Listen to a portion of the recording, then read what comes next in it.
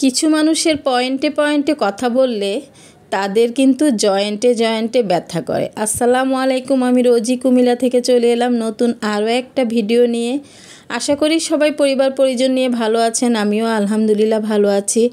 সকাল সকাল রসমালাই আর দই নিয়ে মেহমান একজন আসছেন, তো ওনাকে নাস্তা দিলাম, নিজে নাস্তা খেলাম। আর কি রান্না করব সাহেবকে বললাম ফ্রিজে মাছ নাই, বলল আজকে একটু বিজি আছি, আজকে আনতে পারবো না, চালিয়ে নাও। তো চালিয়ে নিব, সেজন্য আমি চলে গেলাম আমার গাছের কাছে।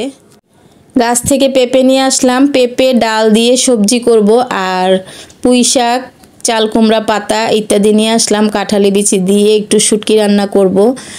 আর কাঁঠালি বিচির ভর্তা ছিল, ডিপে রেখে দিয়েছিলাম, ওটা বের করব, হয়ে যাবে আমাদের আজকে আলহামদুলিল্লাহ। সব পেরে কেটে কুটে রেডি করে নিয়েছি, এখন রান্না করব।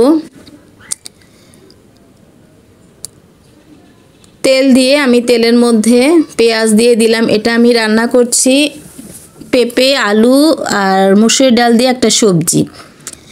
পেঁয়াজ লাল হয়ে আসার পরে আমি আদা রসুন বাটা দিয়ে দিলাম, দিয়ে কিছুক্ষণ ভেজে আর সব গুঁড়া মশলা এখন দিয়ে দিব একে একে, লবণ সহ সব গুঁড়া মশলা দিয়ে একটু পানি দিয়ে ভালো করে কষিয়ে আমি কেটে ধুয়ে রাখা পেঁপে আলু ঢেলে দেব আর মসুর ডালটাও দিয়ে দেব। এই যে সব গুঁড়া মশলা দেওয়া শেষ, এখন পানি দিয়ে ভালো করে কষিয়ে নেব।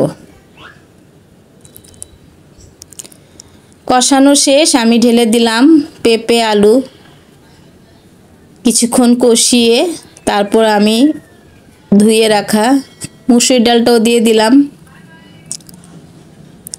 সুন্দর করে কষিয়ে আমি তারপর ঝোলের পানি দিয়ে দেব।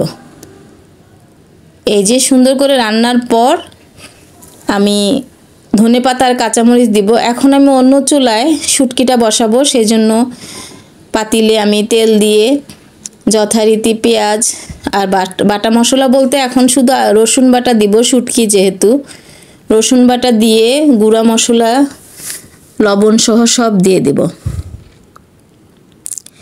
গুঁড়া মশলা এখানে হলুদ আর মরিচ, ধনে ছাড়া আর কোনো মশলা দিব না।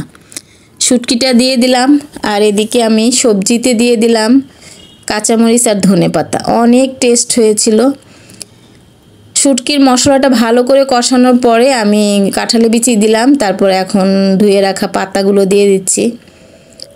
এসব খাবার অনেক মজার হয়, আপনারা যারা যারা খেয়েছেন তারা জানেন, আর যারা খাননি অবশ্যই ট্রাই করবেন। এসব খাবারের কোনো তুলনাই হয় না। সুন্দর করে দুপুরবেলা খেতে বসেছি, আলহামদুলিল্লাহ সবগুলোই খুবই টেস্ট হয়েছে। আজ এ পর্যন্তই, সবাই ভালো থাকবেন, সবার জন্য রইল অনেক অনেক দোয়া এবং শুভকামনা। আল্লাহ হাফেজ, আসসালামু আলাইকুম।